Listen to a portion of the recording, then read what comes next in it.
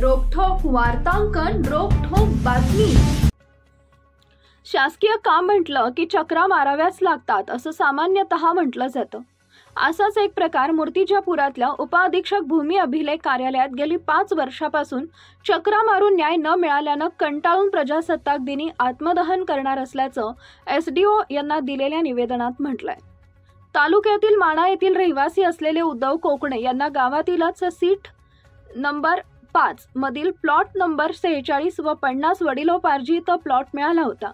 याबाबत न्याय मागण्यासाठी जिल्हा अधीक्षक भूमी अभिलेख अकोला इथं सदरचे प्रकरण दाखल होते। यावर अधीक्षकांनी दिलेल्या निर्णयावर 1970 नुसार सदोष असलेले निर्णय रद्द करण्याचे आदेश उपअधीक्षक भूमी अभिलेख कार्यालय मूर्तिजापूर यांना देण्यात आले होते।